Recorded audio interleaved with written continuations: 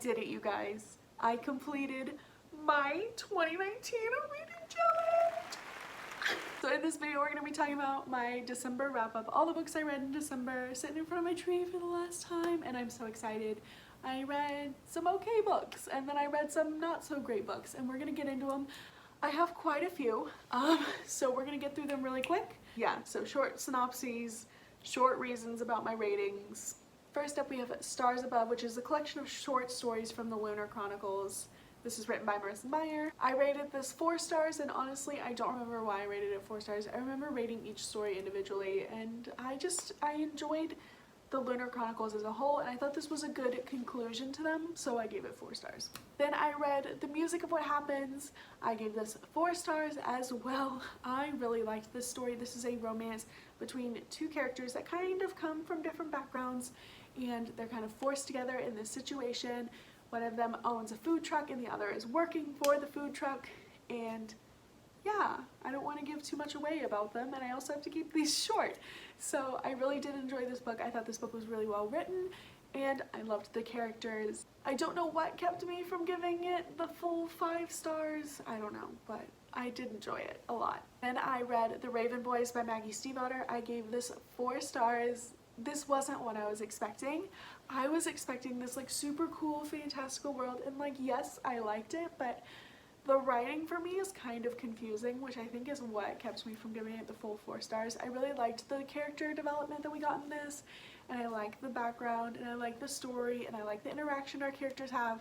However, I found the plot just really hard to follow. I don't know if this is just me, but I was a little bit confused, and frankly, I still am. Keeping right along with that, I read The Dream Thieves, which is the 2nd book in the Raven Cycle series. Follows the events of the 1st book, follows our main characters. I can't give too much of a synopsis on this one, but, you know, I just enjoyed this story a little bit less than the 1st one, and so, yeah, it got a lower rating. I don't know, it was very average for me. I was still very confused on the plot line, and then this one didn't have as much of like an action-based plot line. It was a little more cinematic, quote-unquote. It kind of set up the later books and kind of took place in all these weird different times, and I don't know, just 3 stars, average. Then I read Meet Cute, which is an anthology kind of based on people who are destined to meet in their first meeting and how that all went down. This got 3 stars. With anthologies, that's pretty normal for me because there are some stories that I don't like at all, and then there's some that I really loved. So I can't get into all the details of all the little individual stories. I'll just tell you my favorite story was Click by Katherine McGee. This is about 2 people who are meeting on like a date from this website, kind of like Tinder, this app, whatever you shall call it. It follows their first date. I thought I was going through these really fast, and then I looked at all of the ones on Goodreads that I have to talk about, and I was like, never mind, I'm doing quite well. I then read A Court of Frost and Starlight by Sarah J. Maas. This is the short story following A Court of Wings and Ruin. I gave this 5 stars. A hot take. I know a lot of people are going to disagree with me on this, but this was a very personal rating. This was not based on plot. This was not based on stellar writing. This was based solely on my enjoyment of this book. I buddy read it with my friend Rihanna from The Page Count, and yes, her channel's linked below. She just started posting again, so like, please go give Rihanna some love. But we buddy read this, and we had so much fun buddy reading it. We were like, we'll read 4 chapters a day, and then we read the first 4 chapters, and we were like, can we keep going? And we read the whole book within like 24 hours. It was so much fun, and I just really enjoyed getting back into the world with these characters that I loved. Then I read Pumpkinheads. This is a graphic novel written by Rainbow.ROWELL. I gave this 4 stars. I thought the story was cute, but it wasn't anything out of the ordinary. It didn't make me feel any type of way, but the art style made up for that. If had the story been the same but just written out, it would have gotten like a 3 star, but the art style kind of took it to a 4. That's what happens with graphic novels, is that the art style does play a part in my rating. So, you know, it kept it from being a 3 star. So Pumpkinheads follows the 2 main characters, and they are seniors in high school. They work at a pumpkin patch, and they've worked together the entire time they've been there. and this is their last night. The pumpkin patch is about to close, and then they're graduating and moving on to other things in their lives. So this is following their last night working at the pumpkin patch and wanting to do all the things that they hadn't done yet. Then I read My Favorite Half Night Stand by Christina Lauren. This was my first adult Christina Lauren, I believe. I've read autobiography by them, but this was my first adult one, and I loved it. 5 stars. Kind of does have a little bit of catfishing, quote unquote. It's definitely a little bit catfishing that happens. Follows our main character Millie, and she's kind of always been one of the guys, and her and all her friends create dating profiles on this app, again kind of like Tinder, and Millie's just not getting the response that all the guys in her group are getting. So she kind of creates another profile under her middle name, and like her pictures don't show her face, and then she ends up matching with one of the guys in the group that's been having some stuff going on. So a little bit of that catfishing trope, so I will warn you about that. I liked it. Then I read the 3rd book in the Raven cycle, back to the Raven cycle. I read Blue Lily Lily Blue. I gave this 3 stars. Again, same thing, took place on too many different timelines. I was really confused as to what was happening.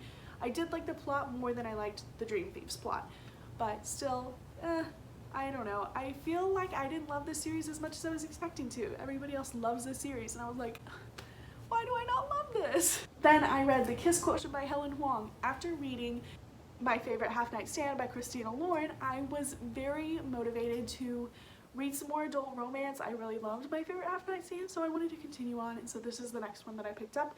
I gave it 4 stars. I really liked it. Our main character has Asperger's, so that's really cool, and she works in economics. She's very smart, and she's never had a real dating life. She hires this male escort to kind of teach her how to date and all this stuff, and yeah, follows them. Then I read Amy Poehler's Yes Please. This is her autobiography type thing. I do not rate these. I think it's unfair to rate a book based on somebody's life, in my opinion. You are more than welcome to do it yourself if you choose to. That's totally up to you. Everybody has their different reasons for rating things.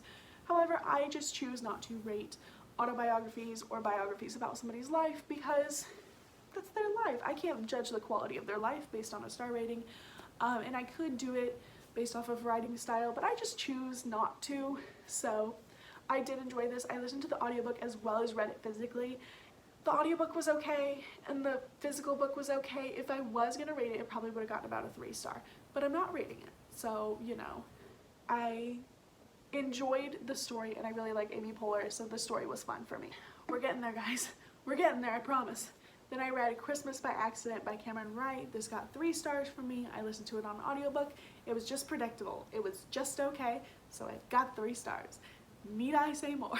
Then I read The Afterlife of Holly Chase. This is a Christmas Carol retelling, and the main character, Holly Chase, is a failed Scrooge. So she was a Scrooge, but then she didn't, you know, go around saying Merry Christmas. She wasn't changed after she was visited by the ghost, so then she becomes a ghost. I gave this 3 stars.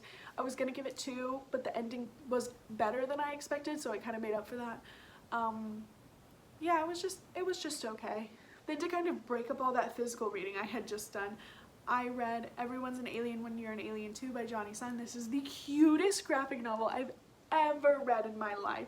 It was so cute. I loved it so much. It got 5 stars. I was sitting with my grandparents when I read it, and I kept reading little quotes to my grandmother, and we were both cracking up.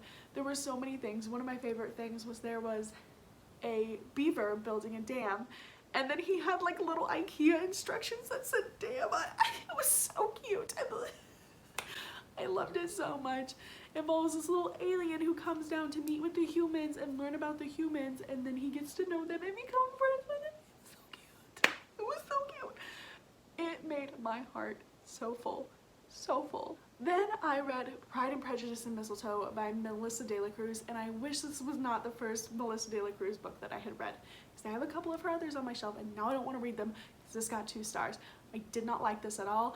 I did not, and I was like, why did I think this had good ratings? I don't know, because when I went to rate my book at the end, like, you know how you click the rating you want, and then it tells you what the average rating was, like, on the thing, because I don't really look at that before. And it had like a 2.5 stars, and I was like, whoa!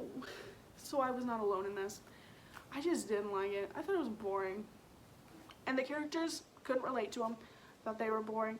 I wanted an audiobook to try and get me through this, and there was no audiobook. So I just sit there and physically read it, and I'm so proud of myself for not DNFing. Not that there's anything wrong with DNFing, but I choose to try and push through books, and I'm so proud that I was able to push through this book. Although sometimes I wish I just DNF'd it. Then making up for the tragedy that was my Christmas books, I read One Day in December by Josie Silver. This does say December in the title. However, the first day takes place in December, and they mention a couple December-ish things, but I think you could read this at any time. So if you are wanting to read this, you can. It takes place over years, so don't worry about that. It follows our main character who is getting on the bus, and she sees somebody across from her, and she's like, oh my gosh, that person is destined for me. And then he starts running towards her, and then the bus starts moving, and oh my gosh, whatever will happen. And then a year later, 2 years, a while later, she lives with her best friend, and her best friend's like, yo, you gotta meet this new boyfriend that I got. And she's like, all right, bet. And then who walks in the door? Busboy. The person she thought she was fated to be with is with her best friend. Whatever will happen. I will mention there is a little bit of cheating in this. However, it's not, you know, talked about lightly, but I will let you know that it is in there. It did not prevent me from reading this book. 4 stars though. I have 7 books left, guys. We can do this. 7 books. 7 books. The next graphic novel I read was Laura Dean Keeps Breaking Up With Me. This got 4 stars from me. Not gonna get into it a whole lot. This girl, I can't even remember her name, her girlfriend Laura Dean keeps breaking up with her. And this follows the relationship that is kind of toxic. Laura Dean only uses her, and then she's like, you know what? Do I want this anymore? And it's kind of her figuring out if she wants to be in this relationship. I got 4 stars, but I can't remember the main character's name, so. And I read Roomies by Christina Lauren. Listen to this on audiobook. I gave this 4 stars. I really liked it. And I'm gonna keep picking up Christina Lauren's because I keep enjoying them. This one was a little bit different from the first one I had read from them. Not that I think all their books would be the same, but I liked the differences in the plot because a lot of the time with romance writers you tend to get the same feeling over and over again, and this one was completely different, and I really liked that. It follows our main character Holland. She's seen this guy playing in the subway station, and he plays guitar and he plays really, really well, and she's seen him numerous times and keeps going back to visit him. And then one day she gets him an audition because she works on Broadway, I think. She does like some t-shirt sales. She's not on Broadway, but she gets him an audition with her uncle who like runs the show. He like kills it, but then he can't perform an actual show like they want him to because he's not a legal citizen. So it's like the process of them getting like married so he can get his green card. And yeah. It's really cute. I really enjoyed it, and like I said, I gave it 4 stars. And I read The Life-Changing Magic of Tidying Up, or The Art of Tidying Up, or something like that, by Marie Kondo. I gave this 3 stars? Yes, 3 stars. It was exactly like the TV show, so you know, there you go. It wasn't really anything special. I liked the TV show more because there was like the visual elements. You could actually see the practices being put to use. However, I think before the TV show this would have been good. And it kind of talks about her minimalist lifestyle and things like that. And it kind of teaches you a little bit about Japanese culture because I don't know a whole lot about Japanese culture. And so it was interesting to like hear the things that she mentioned about growing up in a Japanese culture. And lastly, we're going to talk really fast about Paper Girls. I read volumes 1 through 4. I gave them all 2 stars. First one I think had homophobic slurs that I didn't like. The second one, the plot line was just all over the place and I didn't like that. The third one, they used the R word at the very end, and I was like, yes, 3 stars, this one's gonna be good. And then they used the R word, so I gave it 2.